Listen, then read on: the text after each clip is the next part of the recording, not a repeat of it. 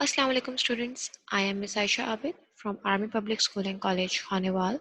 Today I welcome you all in our class 9th subject biology week first by AppSec's online support program. Our topic is 2 and your teacher is Miss Aisha Abid.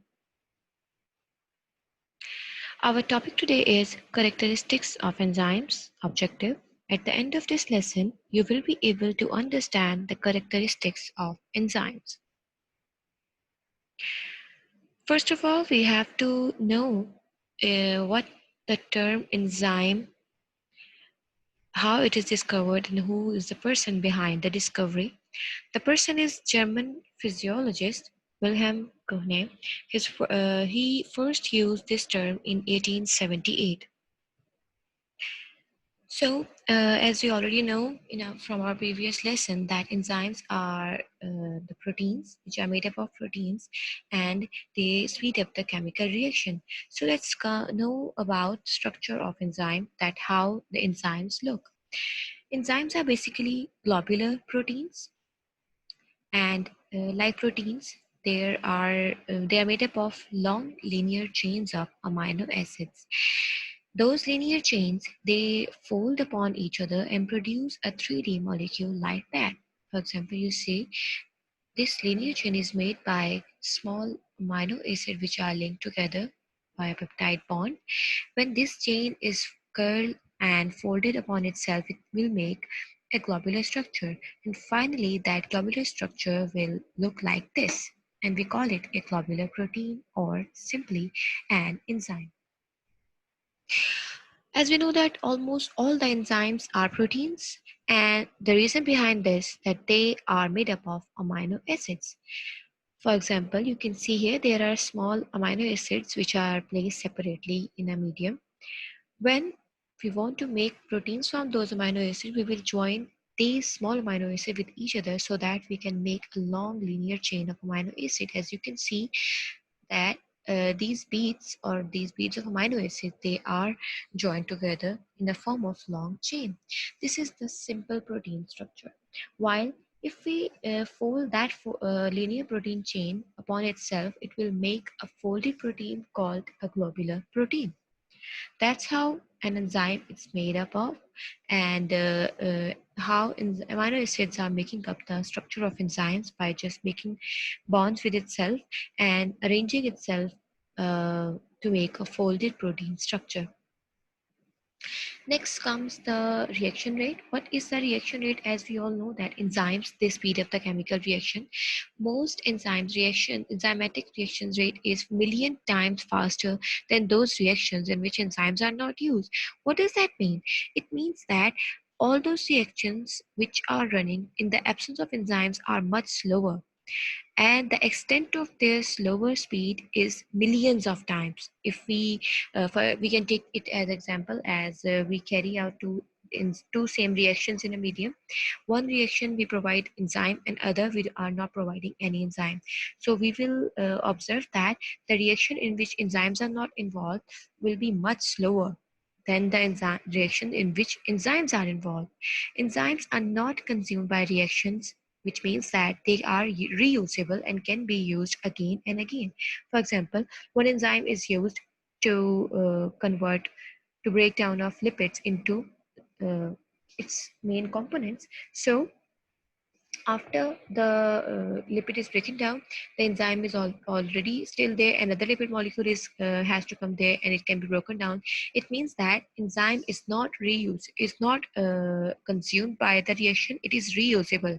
Just like we use our cars for our ride or for going to one place to another. In case when we use our car to move from one place to another, to move from our home to our school, the car is not consumed. We can also use this car to go back from school to home, or from home to another place. So enzymes are never consumed, they are reusable. Further, there is a property about enzymes which is very important. Enzymes are specific. It means that every enzyme is specific to a specific kind of reaction. It means that not all the enzymes can speed up every kind of reaction, or it means that enzymes are very specific for the type of reaction. It means that the reaction an enzyme is going to do, it is very specific about the type of reaction and nature of substances which are to be converted. Just like every lock is specific to every key. It means that every lock you can see here in case that it is only opened by a specific key.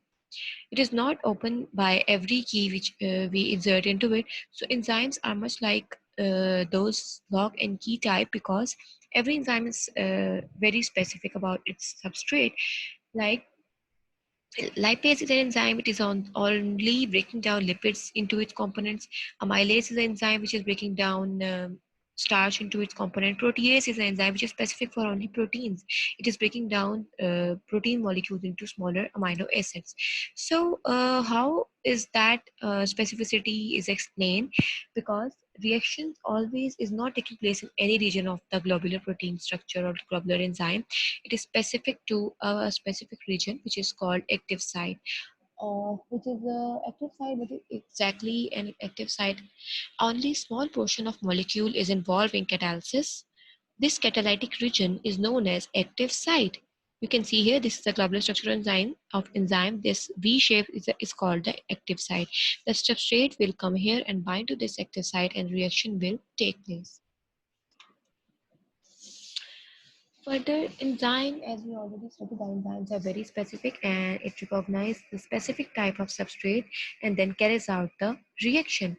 For example, this enzyme is only specific for those two types of substrate. It can only convert these into products. This enzyme is specific for this triangular shaped molecule. It cannot catalyze the molecule if this molecule comes into this active site. You can understand. I hope you are understanding the concept. Enzyme 3 is also a specific enzyme. It is only converting first this shape of molecule into product, not other shapes of molecules. Let's have a look at this video to understand the concept.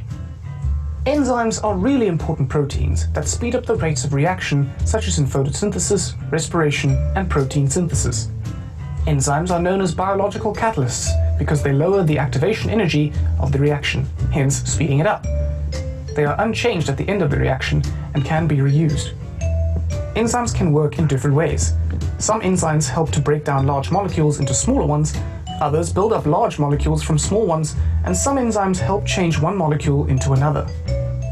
So how do enzymes work? Enzymes work in conjunction with substrates. The enzymes and substrates are always moving, and occasionally they collide at the right speed and orientation so that the substrate fits into the enzyme at the active site. Collision theory dictates that collision must occur with sufficient energy and in a specific orientation for a reaction to occur. Enzymes are specialized. Their active site matches the shape of a specific substrate that they can react with.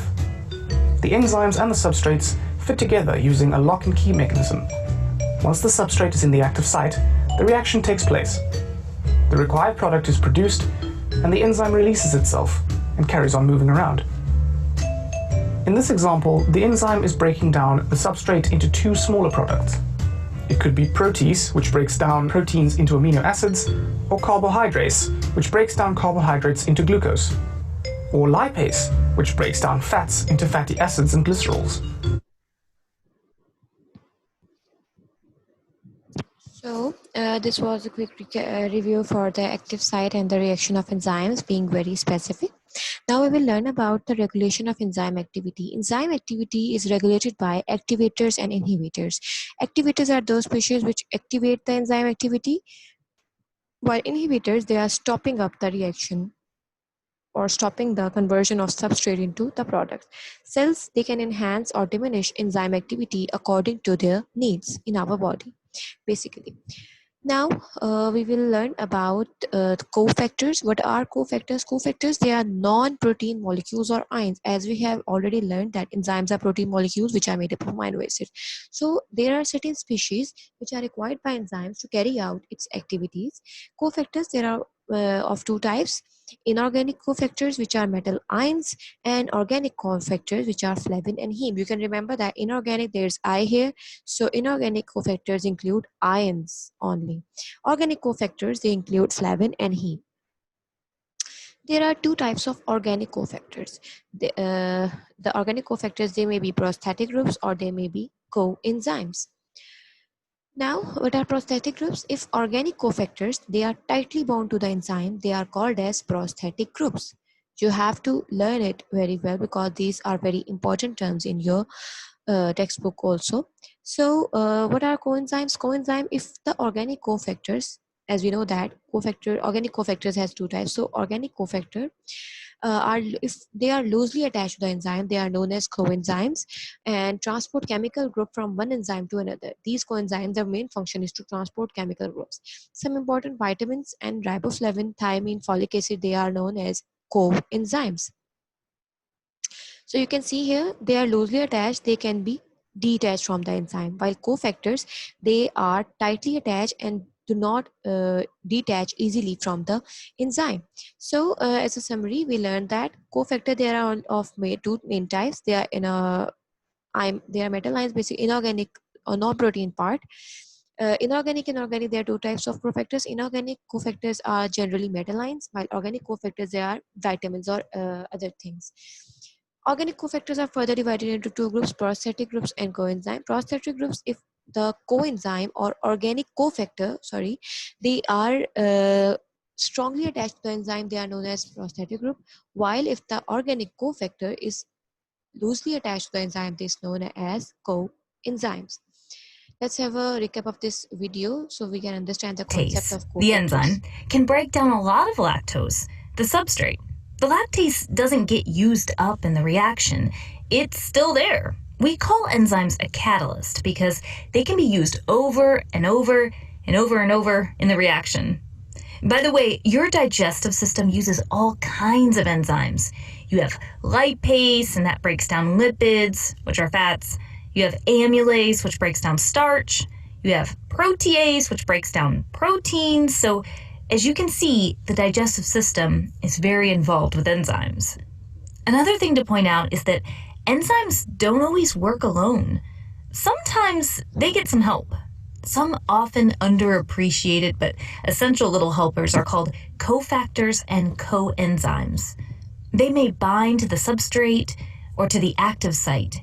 They help the enzyme do its job of building up or breaking down substrates into products. So the last topic is metabolic pathways. Some enzymes, they work together in a specific order called metabolic pathways. One enzyme takes the product of another enzyme as a substrate. After reaction, the product is passed on to next enzyme. It means that they are working in a team. One enzyme, it uses a particular substrate and it is converting the substrate into product. Other enzyme, it take that product and converts into another product and break down further into other molecule. There is a series of reaction in metabolic pathways, as you can see here. Substrate A is enzyme 1 taking it and convert it into a product called substrate B. This is intermediate. This enzyme 2 is taking substrate A, which is converted into substrate B by enzyme 1, is taken as a product, as a substrate, and is converted into product and given to enzyme 3, which is converted into another product. And finally, the product is released after substrate A is divided into many products by 3 enzymes. This is the metabolic pathway in which enzymes of our body are working. So let's have a quick recap in which we learned today what are enzymes. They are proteins or globular structure which are made up of amino acids.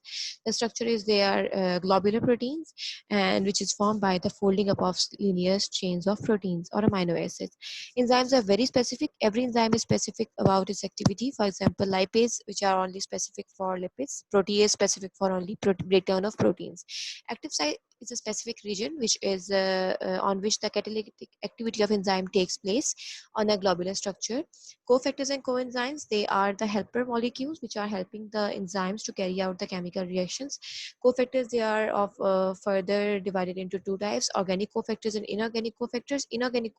Organic cofactors are of two types, prosthetic groups and coenzymes. Coenzymes, they are loosely attached to the enzymes. They are known as coenzymes such as NAD, etc. Then we learned about metabolic pathways in which one enzyme takes the product of first enzyme and convert into product, and many of the enzymes, they converting one substrate into the product in a series of chemical reaction. So that was all for today's lesson. I hope you understand and enjoy today's lesson very much, and I advise you to learn all of your lesson and do your AIS assignment as in a due time. Thank you so much for your attention. Allah Hafiz.